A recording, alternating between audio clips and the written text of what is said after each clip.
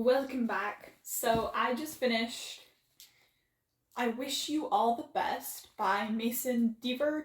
I'm not quite sure, but this got me out of a reading slump. I don't know, it might be 5 stars, it might be like 4.8, I'm not quite sure, but I loved this book. I started reading it and I fell in love.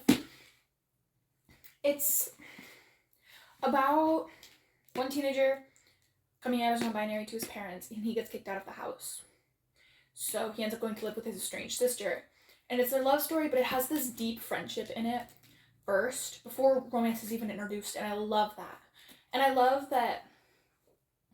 So that was one notable thing in this book. The other, so there are 3 things that stood out to me. One, that there was a very solid friendship base, and that they continued that friendship base and continued building that, and it didn't neglect that with romance, which I feel like happens too often. 2, I loved that they talked about his identity and kind of what it meant. Not just what non-binary means, but like how it affects. He's confused. He's like, I don't know how to identify because saying I'm gay means I'm a man who likes men. I'm not a man, so on and so forth. I like that they addressed that. And also I felt like it was truthful because he never came to a conclusion about it. He never said, hey, I have decided this is what I am. Like, it's an ongoing process, which it is for most queer people. So I really appreciated how they did that. And then the third thing that I loved about this book was he struggled with some very real depression. They struggled with some very real depression. Like, it was a very prominent thing.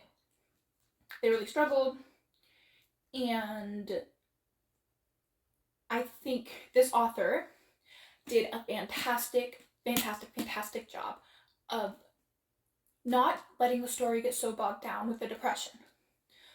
As a person who's had depression and struggled with it, mental health for a long time, it is very hard. You do get bogged down in it, right? But in a book, it can be hard to continue reading. It can feel slow. You can feel stuck and not really want to continue reading the story. And I felt like this got the point across. Like, we understood we were feeling with him and for him, but it never felt dull or dragging, which is really hard to do. So, yes, I loved this book so much. I believe this was this author's first book, their debut novel, but I'm going to check out and see if they have any other books because I would really love to read them. So, check out this book, and as always, do it and let me know what you think.